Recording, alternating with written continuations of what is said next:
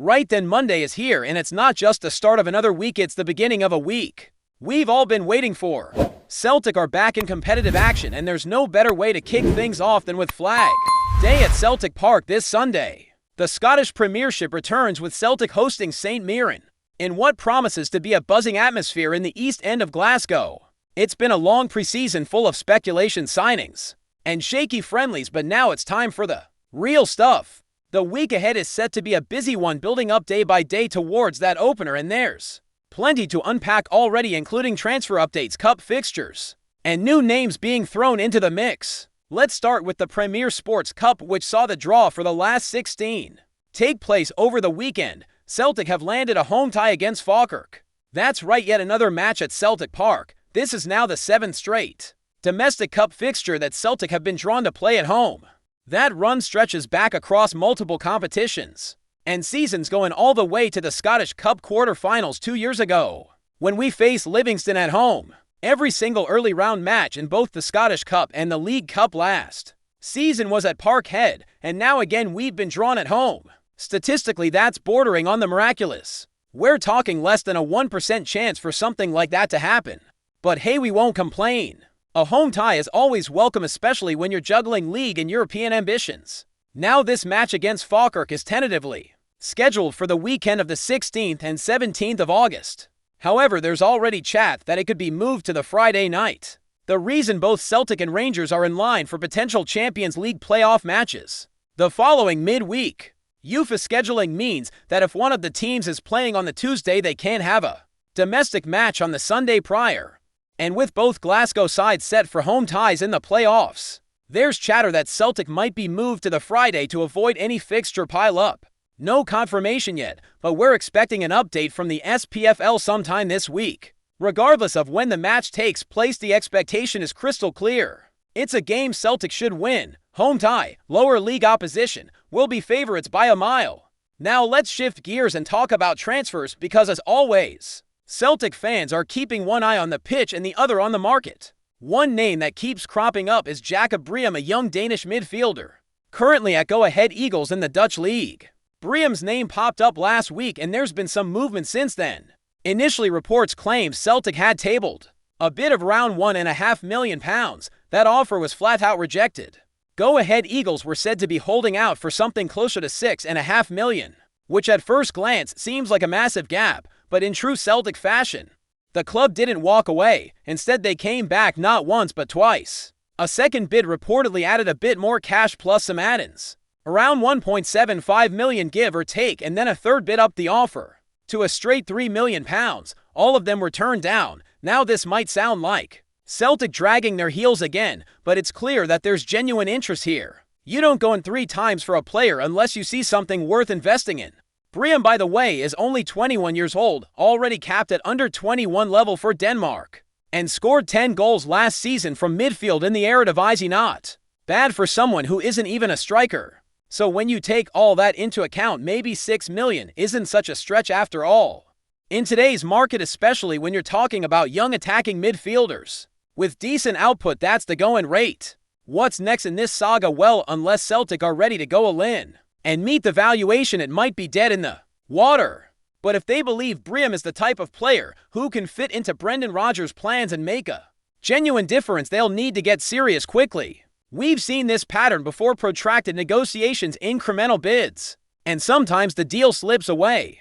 Time will tell if this one follows that path or if the club finally pulls the trigger and gets it done. But that's not the only name doing the rounds. There's also been a lot of noise surrounding a potential loan move for Manchester City defender Jumai Simpson-Pusey, and yes, let's just get it out of the way, what a name. But behind the amusing name is a genuinely intriguing prospect. 19 years old, captain of City's under-21 team, and recently named Premier League the Player of the Year, the first defender ever to win that award. By the way, that's no small achievement. In fact, if you look at past winners, you'll see names like Rice Nelson, Curtis Jones, and Liam Delap, players who've gone on to make a name for themselves at senior level. So for a centre-back to take home that honor says a lot about the quality this kid brings to the table. Now, despite being part of the youth setup, Simpson-Pusey did get some first-team minutes last season, 6 appearances in total, most notably He was thrown into the deep end during City's away trip to Sporting in the Champions League. That match ended for Own against City, not exactly a dream debut, but it was a baptism of fire and valuable experience. He also featured in that wild preseason match against Celtic in the United States, where the Hoops scored 4 goals. While he was on the pitch for most of that game, he wasn't directly at fault for any of the goals, and overall he held his own. Technically, he's exactly what you'd expect from a modern-day center half. Tall, strong, fast, confident on the ball, and very composed under pressure. He's got that ability to carry the ball out from the back break lines with his passing and reads the game well. Think a bit of a Virgil van Dijk type stylistically, not saying he's at that level yet, but you can see the foundation is there. Of course, the key issue here is the nature of the deal. It's a loan, and that raises eyebrows. Naturally, supporters are asking, why are we developing another club's player? What's the benefit if he plays well and then goes back to City? Those are fair questions. But if there's an option to buy at the end of the loan, that changes the equation completely. Celtic have had some real success with these kinds of deals before. Think Cameron Carter-Vickers, Jota. Even Paulo Bernardo came in on loan before the club made it permanent. So the structure of the deal will be critical. Now some will argue Celtic need a more experienced head at center back. That's a valid point too, especially when you consider the demands of European football and the physicality of the Scottish Premiership.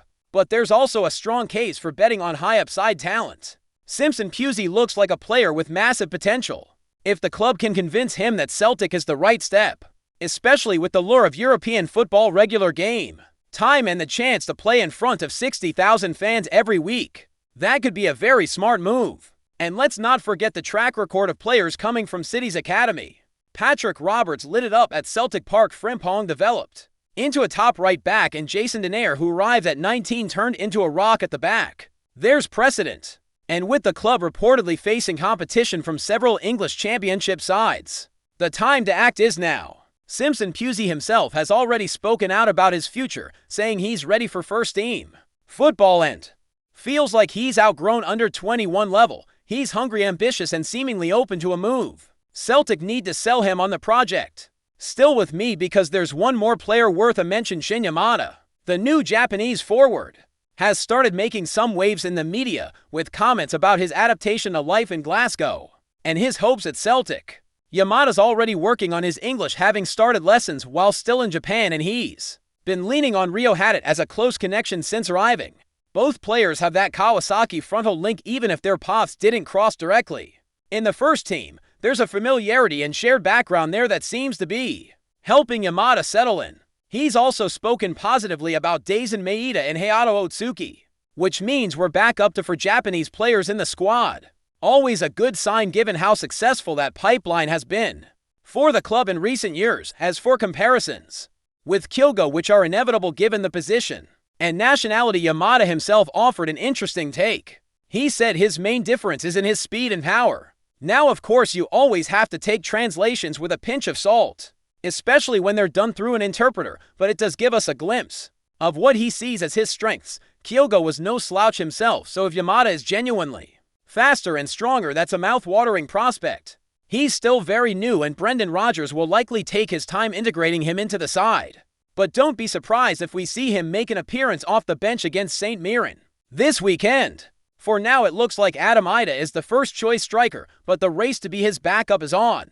And Yamada looks like a strong candidate to take that role ahead of Johnny Kenny. There's a lot of promise here, and if early signs are anything to go by, we might have another gem on our hands. With all of that said, this week feels like a bit of a crossroads for Celtic. Not just in terms of kicking off the new season, but in how the club approaches its ambitions for the months ahead. The optimism surrounding a fresh campaign is always high, but there's also a nervous undercurrent in the support, and rightly so. The domestic success of recent years has built high standards, and every little slip is magnified now. Every drawn-out negotiation, every rumor of a loan without an option, every friendly that doesn't go to plan, it all feeds into a wider narrative that Celtic fans have seen too many times before. You can sense it on social media, you can hear it in the pubs, and you can read it between the lines of every transfer story that drops. There's a frustration bubbling away, not because the fans are impatient for the sake of it, but because they know what this club is capable of. They've seen what happens when the board backs the manager and builds a proper squad. They've also seen what happens when those things don't happen. And after a summer that so far has felt like it's been spent waiting. Waiting for big names, waiting for clarity, waiting for something concrete, there's a real desire now to see decisive action. Take the center back situation for example. With Karl Starfelt gone and Make Nawrocki's injury issues last season, there's no doubt Celtic need more depth in that area. Cameron Carter-Vickers is a rock when fit, but even he isn't immune to setbacks. So if Jamai Simpson-Pusey is the answer or part of the answer, then let's get it done. But let's also be clear-eyed about what he is. A highly rated teenager from one of the best academies in the world. Yes, but also a player with minimal first-team experience and someone who, if there's no buy clause, could disappear back to Manchester just when he's settling in. That's why supporters are crying out for clarity. Not just about the signings, but about the club's strategy. Are we trying to build for the long term? Are we here to develop players for other clubs? Or to create something lasting ourselves? It all comes back to what Brendan Rodgers was promised. When he returned to the club, he didn't come back just to win another domestic double. He's here because he wants to make a mark in Europe, to push this team to a new level. And to do that, he needs tools, not maybes, not potential, but proven quality, especially in key positions. So far, the market hasn't exactly been flooded with that type of signing. There have been some interesting arrivals. Shinya Yamada looks sharp, and Kwan could develop into something, but the feeling among fans is that we still lack that big statement, that player who walks into the starting 11 and makes everyone around him better. You don't need to break the bank every time, but you do need to recognize when the time is right to invest properly, and right now it feels like the time is now. There's also the looming challenge of European qualifiers. Assuming Celtic progress to the group stages of the Champions League, that opens up a whole different conversation. These are matches where every mistake is punished, every weakness exposed, and the need for experience becomes critical. We've been here before, turning up undercooked and underprepared. The squad might dominate domestically but lacks that extra bit of steel and smarts when it comes to handling a little of opposition. That's why getting signings done early, getting them embedded into the squad, getting them minutes before the big nights come, that's the formula we should be chasing. Instead, too often it feels like we're chasing our tails, scrambling in the final days of the window, hoping for a bargain or a breakthrough. And to be fair, Celtic have had some success with late window signings in the past, but it's not a model to rely on. You can't build stability that way. You can't give Rodgers the platform he needs if every squad decision feels like it's been made on a spreadsheet instead of a football pitch. The manager wants players who are ready, players who can contribute now, not projects that might be ready next season. And there's a balance to strike there. Of course, there's value in signing young talent and developing it. That's part of Celtic's identity. But you can't fill every gap in your squad with development players. You need a spine core of players at their peak who can drive standards both on the pitch and in the dressing room. Look at the success stories of the last few years. Carter-Vickers, Joe Kyogo had it. These are players who didn't just have talent but also arrived ready to impact games. They raised the bar. That's the kind of business Celtic fans want to see more of. Not just punts and potential, but players who can walk into Ibrox or Parkhead on a Champions League night and play like they belong. And with Rodgers back in charge, the expectation is even higher. His name carries weight, his track record speaks for itself. And if the club isn't prepared to match his ambition, then questions will start to be asked very quickly. And make no mistake, Rodgers isn't afraid to walk away if he feels he's not being backed. He's done it before. His return was framed as a reset, a clean slate after the chaos of the previous departure. But that reset only works if everyone is aligned. Boardroom, manager, recruitment team. So far, there's been little evidence that Celtic are moving quickly or aggressively enough in the market to suggest they've learned those lessons. And yet the opportunity is there. The Scottish Premiership is winnable, the Champions League beckons, and the foundation of the squad is still strong, but that only counts if it's built upon. Back to the pitch now, and this Sunday's match against St. Mirren should be a celebration, a packed stadium, the unfurling of the league flag, the start of a new campaign, but it's also a test, not just of the players but of the atmosphere around the club. A convincing performance and a few goals would go a long way in calming some of the nerves that have built up during the summer. But the scrutiny will be intense. Every misplaced pass, every goal conceded. It'll all be viewed through the lens of, have we strengthened enough? That's just the reality.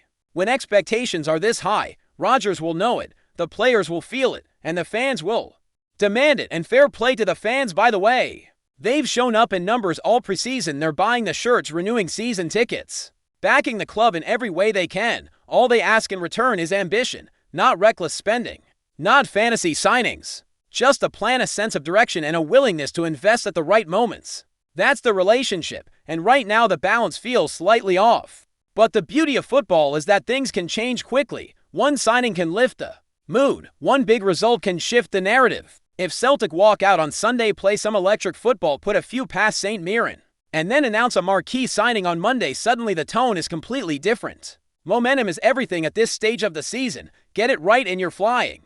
Get it wrong and you're playing catch-up before the leaves start falling. That's why this week feels so important. It's not just about one match or one deal. It's about setting the tone, sending a message to the league, to the fans, and maybe most importantly to the players in that dressing room. Because they know as well as anyone what's needed to go again to raise their game, to fight on multiple fronts. They've been there, they've won titles, they've played in Europe.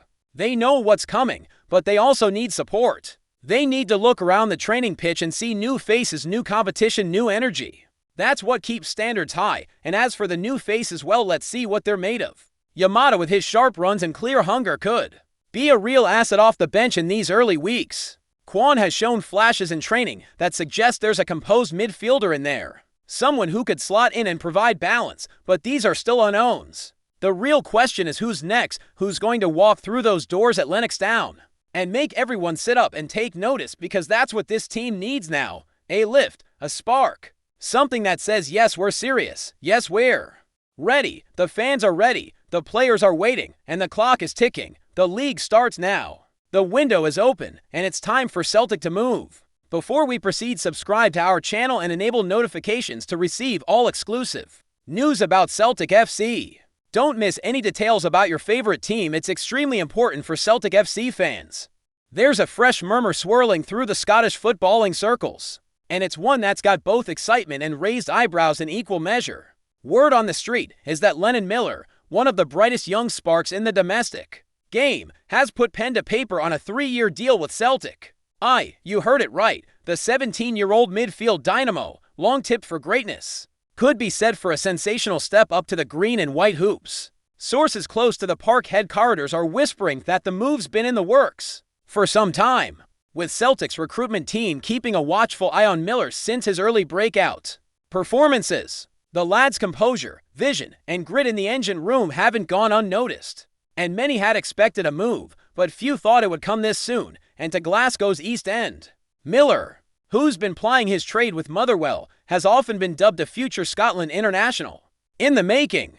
While there's been no official confirmation yet from either club, those in the know suggest the deal is all but sealed, with personal terms agreed and a medical quietly ticked off earlier this week. The move, if it goes through, could be a masterstroke from Celtic, snapping up a homegrown talent before the English vultures start circling. But questions will be raised about game time. With the current midfield already brimming with depth, is Lennon being brought in as one for the future? Or could Brendan Rodgers be planning to blood the youngster sooner than expected? The timing of the deal has also stirred the pot. Coming just weeks before the new season kicks off, could this hint at deeper changes in Celtic's midfield setup? Fans are already speculating whether this signals a departure or simply a long-term investment. Of course, nothing's official until the scarf's held aloft at Celtic Park, but the whispers are growing louder by the day. For now, it remains a tantalizing rumor, but if true, Lennon Miller's arrival could be a sign of big things to come for the BHOYS. Hello, fan. Don't forget to like and subscribe to the channel, as it means a lot to Celtic FC. Also, share your opinion about the news in the comments below. See you in the next video.